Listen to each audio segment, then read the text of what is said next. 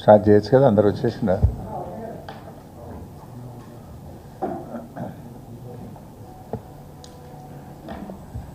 Start చేయొచ్చా బాబు? అందరికి నమస్కారం. ముఖ్యంగా కంచగచ్చిబౌలిలో రాష్ట్ర ప్రభుత్వం అన్ని నియమ నిబంధనలను ఉల్లంఘించి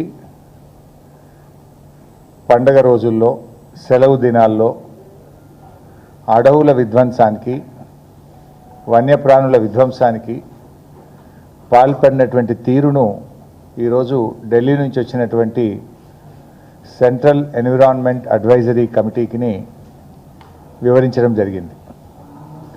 బీఆర్ఎస్ పార్టీ ఆధ్వర్యంలో మేమందరం కూడా ఒక డెలిగేషన్గా వెళ్ళి ఈ రాష్ట్రంలో ఏ రకంగా అడవుల విధ్వంసం జరుగుతూ ఉంది, వన్యప్రాణుల పట్ల ఎంత దారుణంగా ఈ రాష్ట్ర ప్రభుత్వం వ్యవహరిస్తూ ఉందనేటువంటి విషయాల్ని డీటెయిల్డ్గా కమిటీకి అన్ని డాక్యుమెంట్లతో, ఆధారాలతో 11 పేజీల రిప్రజెంటేషన్ ఇవ్వడం జరిగింది. దాదాపు 200 పేజీల డాక్యుమెంట్స్ అన్నీ కూడా వారికి సబ్మిట్ చేయడం జరిగింది. కమిటీ కొన్ని క్వశ్చన్స్ కూడా మమ్మల్ని వేశారు. వాటన్నిటికీ కూడా మేము ఆన్సర్స్ ఇచ్చాం. కొన్ని డాక్యుమెంట్స్ కూడా వారికి ఇవ్వడం జరిగింది. ముఖ్యంగా ఈరోజు మనందరం కూడా చూస్తూ ఉంటాం, రాష్ట్రంలో ఒక పేద రైతు తన పొలంలో ఉన్న చింత చెట్టో, యాప చెట్టో కొట్టుకుంటే ఎంఆర్ఓ, ఎస్ఐ పోయి ఆ ట్రాక్టర్ను సీజ్ చేస్తారు, పోలీస్ స్టేషన్ తీసుకుపోతారు, ఆ రైతు మీద కేసులు పెడుతుంటారు, లక్షల రూపాయల పెనాల్టీ వేస్తుంటారు. మరి ఇక్కడ వేలాది చెట్లు, వందలాది ఎకరాల్లో నరుకుతూ ఉంటే ఏం చేస్తున్నట్టు? రెవెన్యూ వ్యవస్థ ఏం చేస్తున్నట్టు? ఫారెస్ట్ డిపార్ట్మెంట్ ఏం చేస్తున్నట్టు? ఎందుకు కళ్ళు మూసుకున్నారు? అంటే పేద రైతుకో న్యాయం, రేవంత్ రెడ్డికో న్యాయం ఉంటుందా? న్యాయం అనేటువంటిది, చట్టం అనే దానికి, అది ముఖ్యమంత్రి అయినా ఒక రైతు అయినా అందరూ సమానమే. ఇక మనందరం కూడా చూస్తాం, మన హైదరాబాద్లో జూబ్లీ హిల్స్లో కావచ్చు, బంజారా హిల్స్లో కావచ్చు, హైదరాబాద్ నగరంలో ఎవరైనా ఇల్లు కట్టాలంటే మన వాల్తా చట్టం ఏం చెప్తుందంటే, వాల్తా చట్టం ప్రకారంగా వాళ్ళు ఆన్లైన్లో డిపార్ట్మెంటుకు గ్రామీణ ప్రాంతాలైతే 50 రూపాయలు, పట్టణ ప్రాంతం అయితే 100 రూపాయల ఛాలెంజ్ కట్టి నేను ఇల్లు కట్టాలనుకుంటున్నా, ఈ చెట్టు కొట్టాల్సిన అవసరం ఉందని దరఖాస్తు చేయాలి. ఆ దరఖాస్తును పరిశీలించిన తర్వాత కమిటీ ఒక్కొక్క చెట్టుకు 450 రూపాయలు డిపాజిట్ చేయమని చెప్తుంది. అదేవిధంగా ఒక చెట్టు కొడితే 2 చెట్లు పెంచాలనే నిబంధన ఉంటుంది. సో దాన్ని ఆ కమిటీ రికమెండ్ చేసిన తర్వాత 450 రూపాయలు ఫారెస్ట్ డిపార్ట్మెంట్ కట్టిన తర్వాత, అనుమతి ఇచ్చిన తర్వాత ఆ చెట్టు కొట్టాలి. కానీ ఇక్కడ దరఖాస్తే పెట్టలేదు. ఇక్కడ ఎక్కడ కూడా అటవీ శాఖకు అనుమతి కూడా కోసం దరఖాస్తు కూడా పెట్టలేదు. చట్టం ఏం చెప్తుందంటే అటవీ భూముల్లో చెట్టు కొట్టడం కాదు, నీ సొంత పట్టా భూమిలోనైనా, నీ హౌస్ సైట్లోనైనా ఎక్కడ చెట్టు కొట్టినా డిపార్ట్మెంట్ యొక్క అనుమతి తీసుకోవాలని చెప్పి మన చట్టం చెప్తుంది.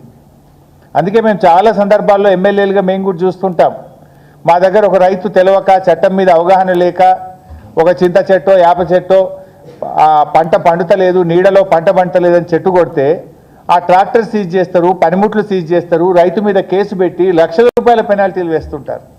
కానీ ఇక్కడ ఏమైంది? కంచే చేను మేసినట్టుగా ఇవాళ మొత్తం రాష్ట్ర ప్రభుత్వమే బుల్డోజ్ చేస్తూ ఉంది. రాష్ట్ర ప్రభుత్వమే వేలాది చెట్లను ఈరోజు నరికివేత చేసింది. ఇంకోటి, పోలీస్ స్టేషన్లో వీళ్ళు అప్లై చేసినారు, చెట్లు నరకడానికి పోలీస్ స్టేషన్లో దరఖాస్తు పెట్టింది టీజీఐఐసి. ఏమని? మేము ఈ అడవిని, ఇక్కడ ఉన్నటువంటి చెట్లను నరకదలుచుకున్నాము, మాకు రక్షణ ఇవ్వండి అని పోలీసులకు దరఖాస్తు చేసినారు. మరి పోలీసులు ఎవరైనా దరఖాస్తు పెడితే వాళ్ళు అడుగుతున్నది న్యాయబద్ధమైన పనా, అది చట్టానికి లోబడిన పనా కాదా అనేటువంటిది డ్యూ డిలిజెన్స్ చేసుకోవాల్సిన బాధ్యత పోలీస్ డిపార్ట్మెంట్కి ఉంటుందా, ఉండదా? టీజీఐసి పెట్టిన దరఖాస్తే నేరపూరితమైనటువంటిది. పోలీసు ఏం చేయాల్సి ఉండే? మీరు చెట్లు కొడుతున్నారు కదా, దీనికి ఫారెస్ట్ డిపార్ట్మెంట్ అనుమతి ఉందా, ఇది వాల్తా చట్టానికి లోబడి ఉందా, వైల్డ్ లైఫ్ యాక్ట్కు లోబడి ఉందా, అవన్నీ చూసిన తర్వాత పోలీసులు అనుమతి ఇవ్వాల్సినటువంటి బాధ్యత ఉంటుంది. కానీ ఇవాళ ఏదీ చూడకుండానే పోలీసు రక్షణలో రాత్రింబవళ్ళు 50 బుల్డోజర్లు పెట్టి చెట్లను ఊచకోత కోసినటువంటి పరిస్థితి. ఇవాళ దాదాపు 3 జింకలు చనిపోయినాయి ఇప్పటికే అని చెప్పి స్పష్టంగా ఫొటోస్తో సహా ఎవిడెన్స్తో సహా కుక్కలు కొరికేస్తున్నాయి, జింకలు చనిపోతూ ఉన్నాయి, జింకలు పరిసర ప్రాంతాల ప్రజల ఇళ్లల్లోకి వస్తున్నాయి. అంటే అది ఉన్నటువంటి గూడును చెదరగొట్టినప్పుడు దిక్కులేక అవన్నీ కూడా పరిసర ప్రాంతాల్లోకి పోవడం, కుక్కల దాడిలో చనిపోయేటువంటి పరిస్థితి ఏర్పడ్డది. వెనకట సినిమా యాక్టరు సల్మాన్ ఖాన్ ఒక జింకను చంపితే ఆయన జైల్లో పెట్టిండ్రు. ఒక జింకను చంపితే అతన్ని జైల్లో పెట్టిండ్రు. సంవత్సరాల తరబడి కోర్టుల చుట్టూ పోలీస్ స్టేషన్ల చుట్టూ తిరిగిండు. మరి 3 జింకలు చంపితే ఈ మరణానికి కారణం ఈ ముఖ్యమంత్రి, ఈ ప్రభుత్వం కాదా? దీని మీద న్యాయపరంగా చర్య తీసుకోవాలన్నా వద్దా? సెక్షన్ 29 ప్రకారం, సెక్షన్ 29 వైల్డ్ లైఫ్ యాక్ట్ ప్రకారంగా ఒక జింక కానీ ఒక ఎనిమల్, వైల్డ్ లైఫ్ ఎనిమల్ ఏదైనా చనిపోతే 7 సంవత్సరాల శిక్ష వేయాలని చట్టం చెప్తా ఉంది. ఇంత స్పష్టంగా మీరు ఇవాళ ప్రకృతిని విధ్వంసం చేసి చెట్లను నరికివేసి ఇవాళ మూగజీవాల విధ్వంసానికి పాల్పడి 3 జింకలు చనిపోవడానికి ఇవాళ బాధ్యత రాష్ట్ర ప్రభుత్వందా కాదా? ఇవాళ అటవీ శాఖను కూడా నేను అడుగుతా ఉన్నా. జనరల్గా గ్రామాల్లో ఎవరైనా ఒక చెట్టు కొడితే అటవీ శాఖ పోయి ఆ బండ్లు సీజ్ చేస్తారు, కేసులు పెడతారు, జైళ్లలో పెడుతుంటారు. హైదరాబాద్ నడిబొడ్డున 400 ఎకరాల్లో జీవ విధ్వంసం జరుగుతూ ఉంటే హైదరాబాద్లో ఉన్న పీసీసీఎఫ్ కానీ, ఇక్కడున్న డిఎఫ్ఓ కానీ, ఇక్కడున్న కన్జర్వేటర్ కానీ, ఇక్కడున్న అటవీ శాఖ అధికారులు నిద్రపోతున్నారా అని నేను అడుగుతా ఉన్నా. పేదవాడు తెలుసో తెలియకనో, చట్టం మీద అవగాహన లేకనో, తన పంట పొలానికి ఇబ్బంది జరిగి ఒక చెట్టు కొడితే కేసులు పెట్టే మీరు వేలాది చెట్లను ఊచకోత కోస్తూ ఉంటే, ఫ్లడ్ లైట్ల వెలుతురులో చెట్లను నరుకుతూ ఉంటే మీరు నిద్రపోతున్నారా? ఇన్ఫ్యాక్ట్ మా ఆర్ఎస్ ప్రవీణ్ కుమార్ గారు మీరు స్పందించడం లేదు అని చెప్పి వారే స్వయంగా ఆర్ఎస్ ప్రవీణ్ కుమార్ గారు పీసీసీఎఫ్ గారికి 2 ఏప్రిల్ రోజు లెటర్ పెట్టినారు. ఇక్కడ జీవ విధ్వంసం జరుగుతూ ఉంది, ఇక్కడ చెట్లన్నీ కూడా అనుమతి లేకుండా కొడతా ఉన్నారు, వైల్డ్ లైఫ్ ఎఫెక్ట్ అవుతూ ఉంది, తక్షణమే చర్య తీసుకోండి అని 2 ఏప్రిల్ నాడు స్వయంగా ఆర్ఎస్ ప్రవీణ్ కుమార్ గారు మన అటవీ శాఖ కార్యాలయానికి వెళ్ళి అరణ్య భవన్లో దరఖాస్తు ఇచ్చారు. మీకు దరఖాస్తు వచ్చిన తర్వాత కూడా స్పందించారా? రోజు అన్ని పత్రికల్లో హెడ్లైన్స్ వస్తుంటుంది, టీవీల్లో హెడ్లైన్స్ వస్తుంటుంది, యూనివర్సిటీ విద్యార్థులు రోడ్డు మీదకి వచ్చి ధర్నాలు చేస్తూ ఉంటారు, అయినా మీరు స్పందించరు. పోనీ మా ఆర్ఎస్ ప్రవీణ్ కుమార్ గారు స్వయంగా లేఖ రూపంలో మీ కార్యాలయానికి వచ్చి మీ చేతిలో కాగితం పెట్టిన తర్వాత కూడా అటవీ శాఖ స్పందించలేదు అంటే ఇది అటవీ శాఖ యొక్క పూర్తి నిర్లక్ష్యం, నేరపూరితమైన నిర్లక్ష్యం. అటవీ శాఖ స్పందించకపోవడం వల్లనే ఈరోజు ఇన్ని వేల కొద్ది చెట్లు నరకబడ్డాయి, ఇన్ని జింకలు ముచ్చివాత పడ్డాయి, ఇవాళ వైల్డ్ ఎనిమల్స్ అన్ని కూడా ఇబ్బంది పడ్డటువంటి పరిస్థితి ఉన్నది. ఇవాళ ఈ బాధ్యత మీది, మీరు స్పందించలేకపోయారు. ముఖ్యంగా ఈరోజు చాలా విషయాలు కూడా మేము వారి దృష్టికి తీసుకుపోవడం జరిగింది. ఇవాళ అనేక రకాల వయలేషన్స్ ఇక్కడ జరిగినాయి. ఒకటి, మన రాష్ట్ర ప్రభుత్వంలో అనేక చట్టాలు కూడా ఉన్నాయి. వైల్డ్ లైఫ్ యాక్ట్తో పాటు వాల్తా యాక్ట్ 2002, ఇది మన రాష్ట్ర ప్రభుత్వం తెచ్చిన వాల్తా యాక్ట్. ఈ వాల్తా యాక్ట్ ప్రకారంగా ఎవరైనా చెట్టు కొట్టాలంటే రాష్ట్ర ప్రభుత్వం అనుమతి తీసుకోవాలి. అంతేకాకుండా సాయిల్ కన్జర్వేషన్ కూడా, అక్కడ చెరువు కూడా ఉంది, ఆ సాయిల్ కన్జర్వేషన్ కూడా దృష్టిలో పెట్టుకొని తగిన చర్యలు తీసుకోవాలి. దానికి ఏమేం రూల్స్ ఫాలో కావాలో ఇక్కడ స్పష్టంగా చెప్పారు, ఇది కూడా వారికి అందించాం. అదేవిధంగా తెలంగాణ ఏర్పడ్డ తర్వాత 2017లో జీవో నంబర్ 23 మన రాష్ట్ర ప్రభుత్వ అటవీ శాఖ ఇష్యూ చేసినటువంటి గైడ్ లైన్స్. ఈ రాష్ట్రంలో ఎవరైనా ఏదైనా చెట్టు కొట్టాలంటే ఆన్లైన్లో మీరు దరఖాస్తు చేయాలి, 100 రూపాయలు దరఖాస్తు చేయాలి. తర్వాత అటవీ శాఖ అధికారులు ఇన్స్పెక్ట్ చేసి పర్మిషన్ ఇచ్చిన తర్వాత ఒక్కొక్క చెట్టుకు 450 రూపాయలు డిపాజిట్ చేసిన తర్వాత అటవీ శాఖ అనుమతి ఇచ్చిన తర్వాత చెట్టు కొట్టాలి.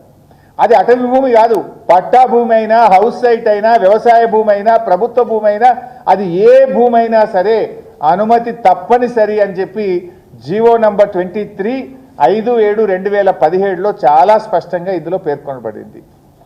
ఇది కాకుండా సుప్రీంకోర్టు ఒక ఆర్డర్ ఇచ్చింది 4/3/2025, అంటే 4th March 2025న ఒక ఆర్డర్ ఇచ్చింది సుప్రీంకోర్టు. ఇన్ఫ్యాక్ట్ దానికంటే ఏడాది ముందే సుప్రీంకోర్టు ఒక ఆర్డర్ ఇచ్చింది. ఎంత స్పష్టమైన ఆర్డర్ ఇచ్చిందంటే మీరు అటవీ భూములే కాకుండా ద డెఫినేషన్ ఆఫ్ ఫారెస్ట్ అంటే అది గవర్నమెంట్ రికార్డులో ఫారెస్ట్ భూమి అని రాయవలసిన అవసరం లేదు. అది ఫారెస్ట్ నేచర్ కలిగి ఉంటే అది అటవీ భూమియే. అటువంటి భూములు మీ రాష్ట్రంలో ఎన్ని ఉన్నాయి? అటవీ భూములే కాకుండా అటవీలో ఉండేటువంటి లక్షణాలు కలిగినటువంటి ప్రభుత్వ భూములు, పట్టా భూములు మీ రాష్ట్రాల్లో ఎన్ని ఉన్నాయి, వాటి వివరాలు ఇవ్వండి అని దేశంలోని అన్ని రాష్ట్రాలను కూడా సుప్రీంకోర్టు కోరింది. ఆ సుప్రీంకోర్టు ఉత్తర్వుల మేరకు మన రాష్ట్రంలో కూడా ఒక కమిటీ వేశారు. ఆ కమిటీ ఒకవైపు పనిచేస్తూ ఉంది. ఈ రాష్ట్రంలో అటవీ శాఖ యొక్క లక్షణాలు కలిగినటువంటి అటవేతర భూములను గుర్తించేటువంటి కమిటీ ఈ రాష్ట్ర ప్రభుత్వం వేసింది. ఆ కమిటీని ఎక్స్పర్ట్ కమిటీ పనిచేస్తూ ఉంది. అంటే ఏంటి, ఎక్స్పర్ట్ కమిటీకి ఏం బాధ్యత ఇచ్చింది సుప్రీంకోర్టు, రాష్ట్ర ప్రభుత్వము అంటే ఎక్కడైనా ప్రభుత్వ భూముల్లో, పట్టా భూముల్లో బాగా చెట్లు పెరిగి ఉంటే, అక్కడ వన్యప్రాణులు ఉంటే అటువంటి భూములను గుర్తించి సుప్రీంకోర్టుకు వివరాలు ఇవ్వండి అని అడిగింది. గుర్తించి ఆ భూములు కాపాడండి, వివరాలు ఇవ్వండి అని సుప్రీంకోర్టు చెప్తే వీళ్ళు ఆ భూములను గుర్తించి తెగ నరికే పనిచేసినారు. మరి ఎక్స్పర్ట్ కమిటీ ఏం చేస్తుంది? ఒకవైపు సుప్రీంకోర్టు స్పష్టంగా చెప్పింది 4th March 2025 order number 1164 of 2023 Ashok Kumar Sharma versus Indian forest service. ఇలాంటి స్పష్టమైన ఆర్డర్ ఒకవైపు సుప్రీంకోర్టు ఇస్తే ఈ సుప్రీంకోర్టు ఉత్తర్వులను ఉల్లంఘనకు ఈరోజు రాష్ట్ర ప్రభుత్వం పాల్పడ్డది అని చెప్పి మేము ఆధారాలతో సహా వారికి ఇవ్వడం జరిగింది. రెండవది, మన 1980లో ఒక సుప్రీంకోర్టు ఇంకొక జడ్జిమెంట్ ఇచ్చింది. గోదావర్మన్ వర్సెస్ యూనియన్ ఆఫ్ ఇండియాలో 1980లో సుప్రీంకోర్టు ఇంకొక జడ్జిమెంట్ ఇచ్చింది. డెఫినేషన్ ఆఫ్ ఫారెస్ట్ అంటే ఫారెస్ట్కి ఒక కొత్త నిర్వచనాన్ని ఇచ్చింది సుప్రీంకోర్టు. ప్రభుత్వ భూమే, అటవీ భూమే కానక్కర్లేదు, అది పట్టా భూమి అయినా, అది ఎలాంటి భూమి అయినా సరే 10 హెక్టార్ల కంటే ఎక్కువగా ఉండి 0.4 డెన్సిటీ ఆఫ్ ఫారెస్ట్ అక్కడ చెట్లు ఉన్నట్టయితే దానిని అటవీ భూమిగానే పరిగణించాలి అని 1980లో Godavarman versus Union of India కేసులో సుప్రీంకోర్టు స్పష్టమైన తీర్పిచ్చింది. 0.4 డెన్సిటీ, 0.4 డెన్సిటీ అంటే సూర్యరశ్మి పడ్డప్పుడు భూమి మీద కనీసం 0.4 నీడ ఉండాలి. అంటే మిగతా 0.6 వరకు మొత్తం అసలు నీడ, పూర్తి నీడ ఉంటే 1%. 0.4 అంటే ఆ మిగతా 0.6% సూర్యరశ్మి భూమి మీద పడుతూ 0.4% నీడ ఉన్నట్టయితే దాన్ని అటవీ భూమిగానే గుర్తించాలి అని చెప్పింది. నిన్న వీళ్ళు నరికినటువంటి భూమి ది సుప్రీంకోర్టు గోదావర్మన్ జడ్జిమెంట్ను కూడా ఉల్లంఘించింది. అక్కడ 10 హెక్టార్ల కంటే ఎక్కువ అన్నారు, అక్కడ ఉన్నది 400 ఎకరాల భూమి. అక్కడ అడవి చాలా దట్టంగా చెట్లు ఉన్నాయి. ఎందుకంటే ఇక్కడ ఇంకో విషయం కూడా తెలవాలి మీకు. 2011వ సంవత్సరంలో 1,00,000 మొక్కలు ఈ భూమిలో జిహెచ్ఎంసి హెచ్ఎండిఏ ఆధ్వర్యంలో, షేర్లింగంపల్లి మున్సిపాలిటీ ఆధ్వర్యంలో ఇక్కడ 1,00,000 మొక్కలు పెట్టారు. అప్పుడున్న ప్రధానమంత్రి మన్మోహన్ సింగ్ గారు టాటా ఇన్స్టిట్యూట్కు ఫౌండేషన్ వేయడానికి వచ్చినప్పుడు మన్మోహన్ సింగ్ గారు కూడా ఈ 400 ఎకరాల్లో చెట్టు పెట్టిండు. 1,00,000 మొక్కలు పెట్టారు 2011వ సంవత్సరంలో. అంటే 14 ఏళ్ళ 15 ఏళ్ళ వయసున్న చెట్లు అక్కడ ఉన్నాయి. అంత స్పష్టంగా ఈ రెండవ supreme court judgement Godavarman versus Union of India 1980 జడ్జిమెంట్ను కూడా రాష్ట్ర ప్రభుత్వం ఉల్లంఘనకు పాల్పడ్డది. మూడవది, తెలంగాణ ఫారెస్ట్ యాక్ట్ 1967. మన రాష్ట్ర ప్రభుత్వ ఫారెస్ట్ యాక్ట్ 1967ను మరి అందులో చాలా స్పష్టంగా చెట్లు కొట్టాలంటే ఏ నియమ నిబంధనలు పాటించాలని మన 1967 తెలంగాణ ఫారెస్ట్ యాక్ట్ చెప్తుంది. దాని నియమ నిబంధనలు కూడా ఉల్లంఘించారు. నాలుగోది, వైల్డ్ లైఫ్ యాక్ట్ 1972, దాన్ని కూడా ఈ రాష్ట్ర ప్రభుత్వం ఉల్లంఘించింది. వైల్డ్ లైఫ్ యాక్ట్ ప్రకారంగా ఇక్కడ అనేకమైనటువంటి జీవరాశులు ఉన్నాయి. అడవి పందులు కానీ, స్పాటెడ్ డేర్స్ కానీ, స్నేక్స్ కానీ, అదేవిధంగా పికాక్స్ కానీ, మరియు తాబేళ్ళు, ఇలా రకరకాలుగా అనేకమైనటువంటి రేర్ ఎనిమల్స్, రేర్ బర్డ్స్ ఇక్కడ ఉన్నాయి. వాటిని రక్షించాల్సిన ప్రభుత్వం ఇలా భక్షించే ప్రయత్నం చేసింది అనే విషయాన్ని కూడా కమిటీ దృష్టికి తీసుకుపోయాం. అదేవిధంగా వాల్తా యాక్ట్ పోయింది, అదేవిధంగా కాన్స్టిట్యూషనల్ ఆర్టికల్ 48A కూడా ఇక్కడ ఉల్లంఘించడం జరిగింది. లాస్ట్లో మన హైకోర్టు కూడా చెప్పింది, హైడ్రా విషయంలో శనివారం ఆదివారాల రోజులు మీరు కూల్చే ప్రయత్నం చేయొద్దు, శనివారం ఆదివారం చూసి మీరు డిస్ట్రక్షన్ చేయొద్దు అని మన రాష్ట్ర హైకోర్టు కూడా స్పష్టమైన తీర్పు హైడ్రా విషయంలో అన్ని విషయాల్లో ప్రభుత్వానికి చెప్పింది. దాన్ని కూడా ఈరోజు ఉల్లంఘించారు హైడ్రా విషయంలో.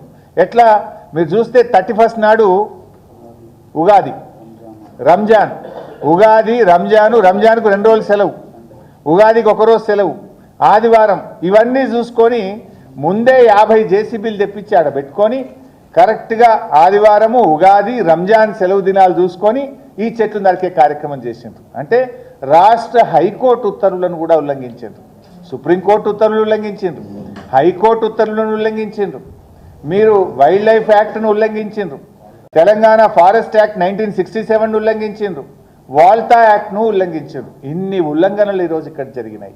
వీటన్నిటిని కూడా ఆధారాలతో సహా ఈరోజు మేము కమిటీకి పూర్తి వివరాలు, ఆ సుప్రీంకోర్టు జడ్జిమెంట్స్, పాయింట్స్ అన్ని కూడా వారి దృష్టికి మేము ఇవ్వడం జరిగింది.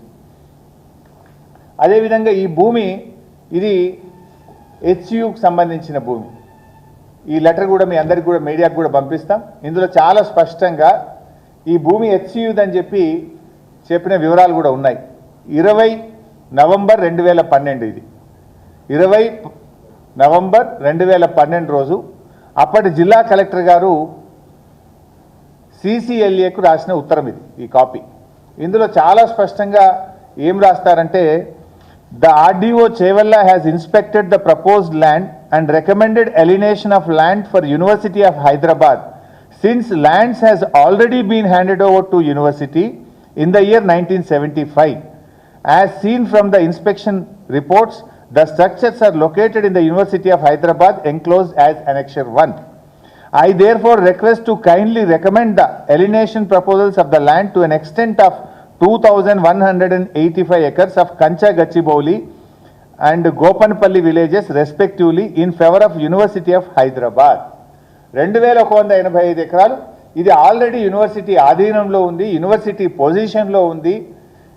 1975 నుంచి యూనివర్సిటీ పొజిషన్లో ఉంది. రెవెన్యూ రికార్డ్స్ ప్రకారంగా చూసినా, పంచనామా ప్రకారంగా చూసినా, నేను ఫిజికల్గా ఇన్స్పెక్షన్ చేసినప్పుడు కూడా వాళ్ళ ఆధీనంలో ఉంది అని అప్పటి RDO గారు, అప్పటి కలెక్టర్ గారు ఈ భూమిని వాళ్ళకి ఇవ్వాలని చెప్పి రాసినటువంటి ఉత్తరం. దాని వివరాలు కూడా ఇందులో ఉన్నాయి. ఈ అనెక్సెస్ ఇవన్నీ కూడా మీకు పంపిస్తాం. అంటే స్పష్టంగా ఈ భూమి ఇది HCU భూమి అని ఆ కలెక్టర్ గారు అప్పుడు రాసిన లేఖలో ఉంది. HCU ఆధీనంలో ఉంది అని కూడా ఇందులో స్పష్టంగా అప్పుడు ఇన్స్పెక్షన్ చేసిన ఇన్స్పెక్షన్ రిపోర్ట్లో RDO గారు రాసినటువంటి మాటలు మీకు చదివి వినిపించాం. అంటే ఇవాళ దీన్ని పట్టా భూమి అని, TGIC భూమి అని, ఇది గవర్నమెంట్ భూమి అని దీన్ని యాక్షన్ చేస్తామని చెప్తున్నారు.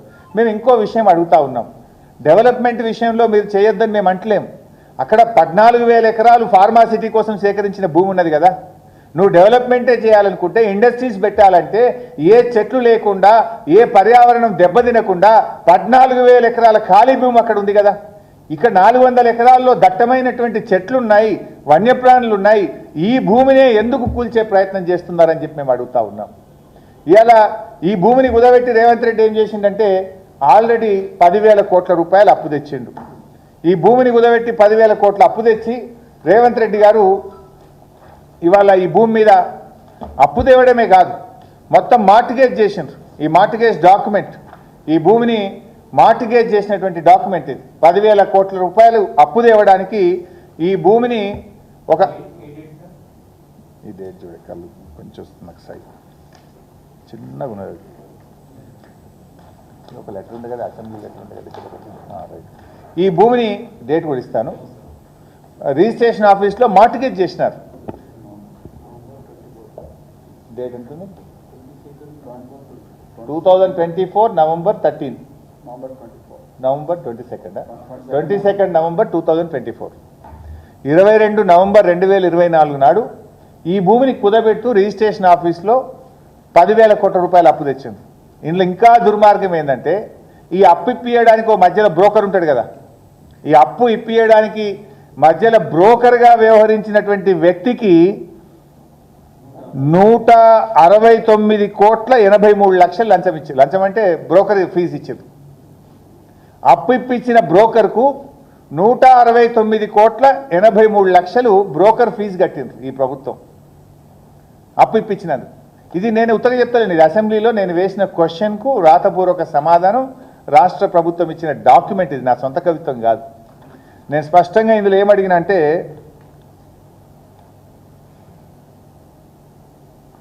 the details of merchant bankers, the quantum of amount to be paid to them till now. ఈ రోజు వరకు ఎంత కట్టింది ఆ బ్రోకర్ కంటే ఇలా రాసింది ప్రభుత్వం answer. Merchant banker name trust investment advisers private limited, an amount of 169,83,97,978 rupees has been paid.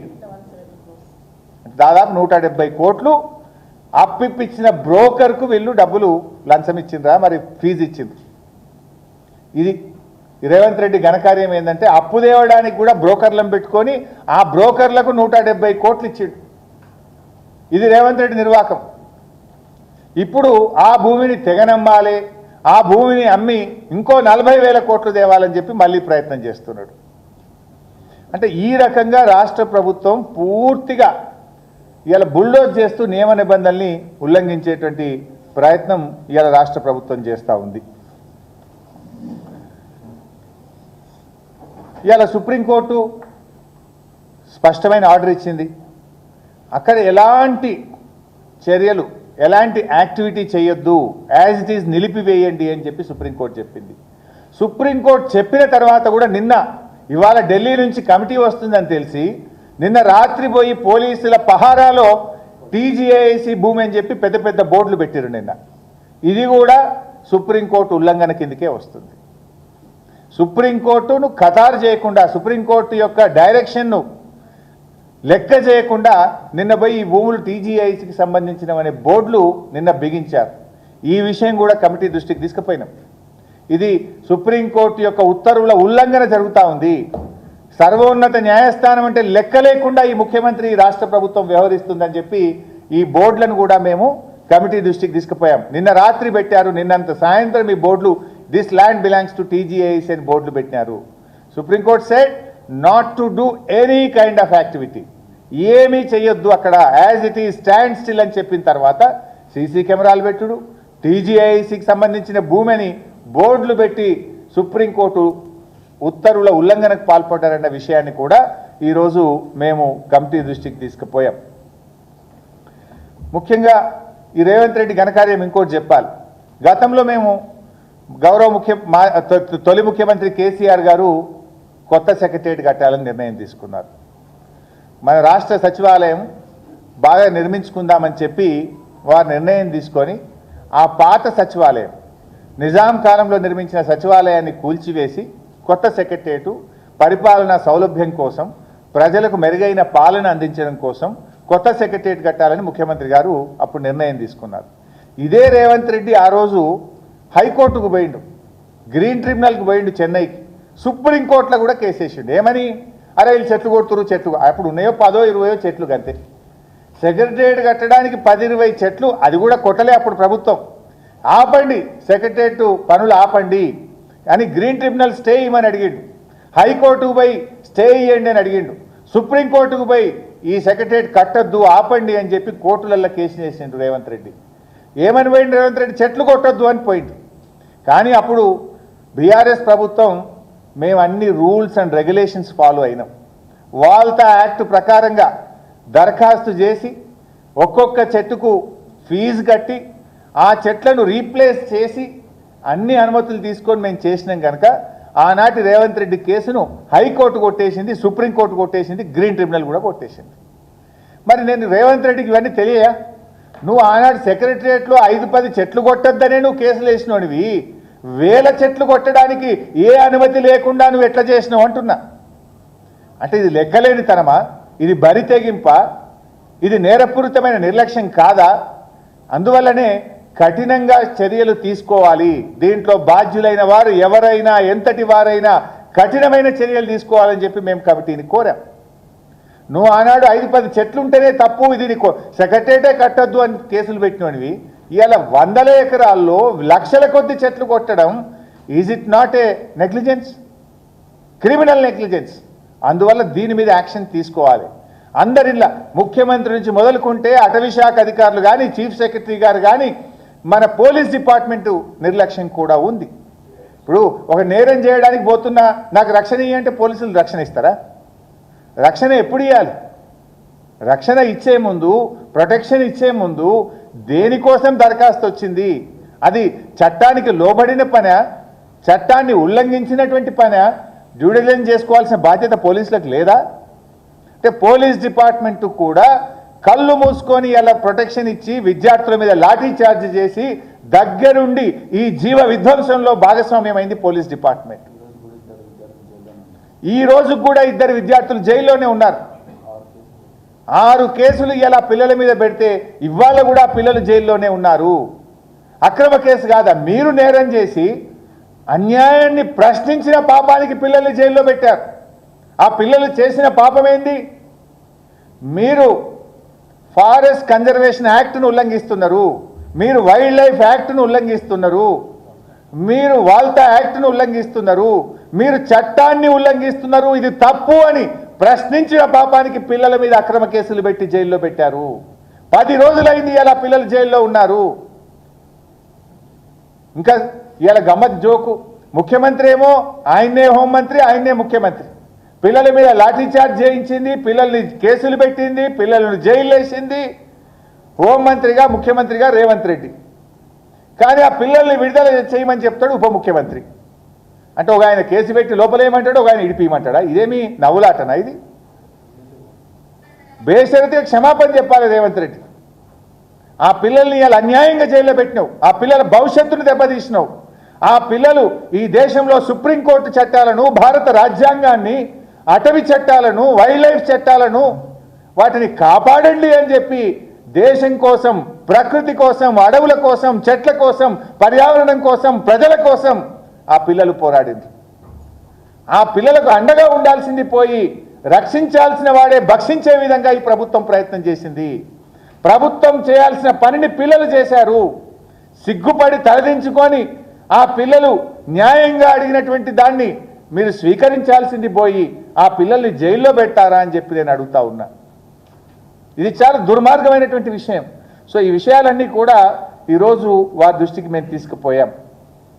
ఇలా ఎక్కడో ఎవరో చిన్న సోషల్ మీడియాలో ఒక పోస్టు పెడితే, ఒక జింక చనిపోయిందని పోస్టు పెడితే సూమోటో కేసులు పెడుతున్నారు పోలీసులు పోయి. మరి ఈడెందుకో పెట్టరు సూమోటో కేసులు? ఈడెందుకు పెట్టరు సూమోటో కేసులని అడుగుతున్నా డీజీపీని. ఏం డీజీపీ గారు, ఇవాళ సోషల్ మీడియాలో ముఖ్యమంత్రిని ఒక మాట అంటేనో, ఒక జింక చనిపోయిందంటనో, ఒక వాస్తవాలను సోషల్ మీడియాలో పోస్ట్ చేస్తే అర్ధరాత్రి పూట వచ్చి ఆడవాళ్ళు అని కూడా చూడకుండా జైళ్ళలో పెడుతున్నారే. మరి ఇక్కడ పర్యావరణ సమతుల్యం దెబ్బతీస్తూ, క్రిమినల్ నెగ్లిజెన్స్కు పాల్పడుతూ, వేలాది చెట్లను నరుకుతూ, మూగ జీవాలను చావుకు కారణమైనటువంటి వాళ్ళ మీద ఎందుకు సూమోటో కేసు పెట్టరు? ఎందుకు పోలీస్ డిపార్ట్మెంట్ పనిచేయదు? చట్టం కళ్ళు మూసుకుందా అని చెప్పి నేను అడుగుతా ఉన్నా. చట్టానికి అందరూ సమానమే కదా. మీకు మా ఆర్ఎస్ ప్రవీణ్ కుమార్ గారు వచ్చి దరఖాస్తు ఇచ్చిన తర్వాత కూడా అటవీ శాఖ కళ్ళు మూసుకుంటుందా? అంటే పేదవాడు చెట్టు కొడితే జైల్లో పెట్టారు, పేదవాడు చెట్టు కొడితే లక్షల్లో పెనాల్టీ చేస్తారు. కానీ రేవంత్ రెడ్డి వేల చెట్లు కొట్టినా, జీవ విధ్వంసానికి పాల్పడ్డా ఎందుకు సూమోటో కేసు బుక్ చేయరు అని నేను అడుగుతా ఉన్నా. దీంట్లో అందరూ భాగస్వామే. ఇలా నేరానికి సహకరించిన వాళ్ళు కూడా నేరస్తులే అని చెప్పి చట్టం చెప్తుంది. నేరం చేసిన వాళ్ళే కాదు, దాన్ని నియంత్రించాల్సిన వాళ్ళు, కాపాడవలసినటువంటి వాళ్ళు కళ్ళు మూసుకుంటే వాళ్ళు కూడా నేరస్తులే, నేరంలో భాగస్వాములే. This is the act of the country, rule of the country. So దీంట్లో ఇటు పోలీసులు కావచ్చు, అటవీ శాఖ కావచ్చు, ప్రభుత్వ పెద్దలు కావచ్చు, అందరూ కలిసి చేసినటువంటి నేరం. దీని మీద సమగ్రమైనటువంటి విచారణ జరపాలని, దోషులను కఠినంగా శిక్షించాలని, ఆ భూములు హెచ్యుకే చెందాలని, అక్కడ తిరిగి జీవ వైవిధ్యాన్ని యథాస్థితికి తేవాలని చెప్పి కమిటీ దృష్టికి మేము తీసుకురావడం జరిగింది. సో కమిటీ కూడా చాలా పాజిటివ్గా రిసీవ్ చేసుకుంది. వారి ఈమెయిల్ ఐడి కూడా ఇచ్చి వివరాలన్నీ కూడా మెయిల్లో డీటెయిల్గా మాకు పంపండి అని చెప్పి కోరారు. మేము కొన్ని డాక్యుమెంట్స్ కూడా ఇచ్చాం, ఇంకా కొన్ని వివరాలు కూడా మమ్మల్ని కోరారు. ఆ వివరాలు కూడా తెప్పించి మేము కమిటీకి నివేదిస్తాం. Thank you.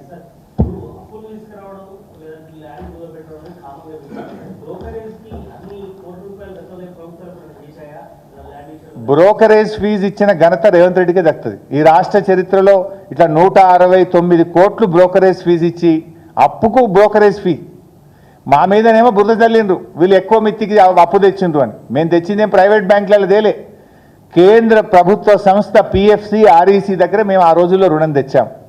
కానీ ఈయన గారు బ్రోకర్ను పెట్టుకొని బ్రోకర్ల ద్వారా ఇలా బ్రోకరేజ్ ఫీజు పెట్టి తెచ్చిండు. ఇంకా ఒక జోక్ చెప్పాలి మీకు, ఈ 169 కోట్లు తెచ్చిన 10,000 కోట్లకు టీజీఐసి ద్వారా వచ్చిన 10,000 కోట్లలో 169 కోట్లు బ్రోకరేజ్ ఫీజు కట్టిండ్రు.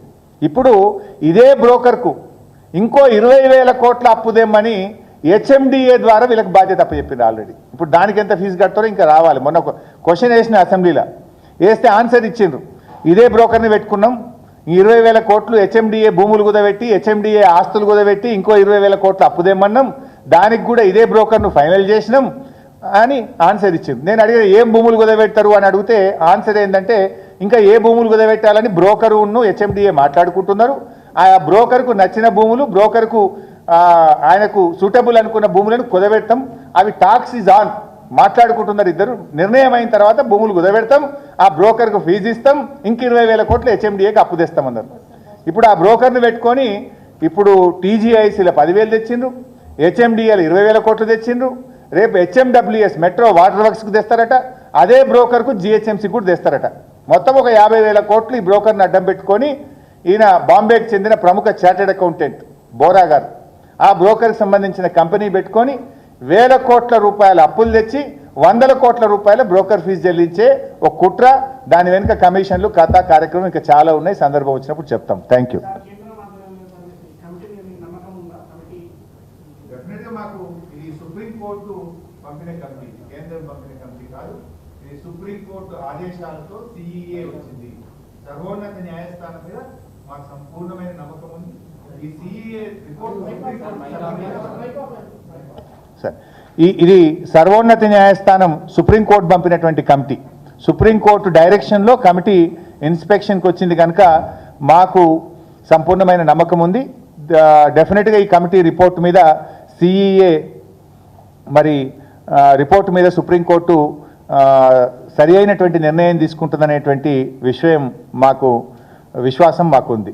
నేను ప్రభుత్వ అధికారులకు కూడా ఒక హెచ్చరిక చేస్తూ ఉన్నా. ముఖ్యంగా ఈ రేవంత్ రెడ్డి ఆగమాగం పనుల మీద మీరు తొందరపడి ఆయన నిర్ణయాల మీద యాక్ట్ చేసి మీరు ఇబ్బంది పడొద్దని రాష్ట్రంలో ఐఏఎస్లు కానీ ఐపీఎస్లు కానీ ఐఎఫ్ఎస్ అధికారులకు నేను విజ్ఞప్తి చేస్తూ ఉన్నా. ఎందుకంటే రేపు ఈ రేవంత్ రెడ్డి ఏం శాశ్వతం కాదు, ఈ ప్రభుత్వం ఏం శాశ్వతం కాదు. మీరు అనవసరంగా బలి కాకండి, ఇలా మీరు అనవసరంగా ఇబ్బంది పాలు కావద్దు. మీరు ఆల్ ఇండియా సర్వీస్ ఆఫీసర్స్, ఎందుకంటే ఇది నా సలహా, ముఖ్యంగా మీ ఇష్టం. మేము ఎందుకంటే చట్టం అయితే ఎవరిని క్షమించదు. గతంలో ఒక ఐఏఎస్ ఆఫీసర్ అనే పేరు మన 4 టేక్ చెట్లు కొడితే ఆయన మీద జైలు శిక్ష వేసిండ్రు. ఒక జిల్లా కలెక్టరు తన ప్రిమిసెస్లో ఉన్నటువంటి దాంట్లో 4 చెట్లు కొడితే ఆయనకు జైలు శిక్ష పడ్డది. సో అంత కఠినమైన చట్టాలు ఈ దేశంలో ఉన్నాయి. అందువల్ల మీరు తొందరపడి ఈ రేవంత్ రెడ్డి తీసుకునేటువంటి ఆగమాగం పనులకు మీరు బాధ్యులు కాకండి, అనవసరంగా మీ మీదికి తెచ్చుకోకండి. చట్టం ఇవ్వాలి కాకపోతే రేపైనా తన పని తాను చేసుకుంటూ పోతుంది. సో అందువల్ల ఐఏఎస్ ఆఫీసర్లు కానీ ఐఎఫ్ఎస్ ఆఫీసర్లు కానీ ఐపీఎస్ ఆఫీసర్లు కానీ ఆల్ ఇండియా ఆఫీసర్స్కి నేను చేసే విజ్ఞప్తి ఒకటే, చావి రంజన్ అనే ఐఏఎస్ ఆఫీసర్కు 2016లో జైలు శిక్ష పడ్డది. చావి రంజన్ ఐఏఎస్ ఆఫీసర్ 5 టేక్ చెట్లు కొట్టిండు. ఆయన ఇంట్లో ఉన్నటువంటి 5 టేక్ చెట్లు కొడితే ఆయన జైలుకి పోయిండు జార్ఖండ్ రాష్ట్రంలో. సో మరి ఇక్కడ ఎన్ని చెట్లు కొట్టిండు? ఇప్పుడు చాలా విలువైనటువంటి వృక్షాలు. ఇవాళ నిన్న కొట్టిన దాంట్లో ఇవాళ సుబాబులే ఉన్నాయని బొంకుతున్నారు ఫారెస్ట్ అధికారులు. సుబాబులు కాదు, అక్కడ సుగంధ పరిమళాలు ఇచ్చేటువంటి శాండల్వుడ్ చెట్లు కూడా ఉన్నాయి. అందులో అనేక విలువైనటువంటి చెట్లు అక్కడ ఉన్నాయి. అండ్ మెడిసినల్ ప్లాంట్స్ కూడా అక్కడ ఉన్నాయి. అక్కడ చెరువు కూడా ఉంది. సాయిల్ కన్జర్వేషన్ యాక్ట్ కూడా ఇక్కడ అప్లై అవుతుంది. అనేక వయలేషన్స్, మేమైతే మా దృష్టికి వచ్చిన 7 వయలేషన్స్ను మేము ఇవాళ కమిటీకి చెప్పినాం. సో అందువల్ల ఫైనల్గా ఆల్ ఇండియా ఆఫీసర్స్కు నా సలహా ఏంటంటే, ఈ రేవంత్ రెడ్డి చేసే దుందుడుకు చర్యల వల్ల, అవగాహన రైత్యంతో తీసుకునే నిర్ణయాల వల్ల మీరు చట్టానికి లోబడి పనిచేయండి. తొందరపడి మీరు ఎటువంటి నిర్ణయాలు తీసుకుంటే మీరు బాధ్యులవుతారు, అనవసరంగా మీరు ఇరుక్కపోతారు. మీరు మా రాష్ట్రానికి చెందిన అధికారులు, మీరు బాగుండాలని మేము కోరుకుంటాం, రాష్ట్రానికి మేలు జరగాలని మేము కోరుకుంటాం. ఒత్తిడికి లోను కాకండి, చట్టానికి లోబడి పనిచేయండి. Thank you. Let us see.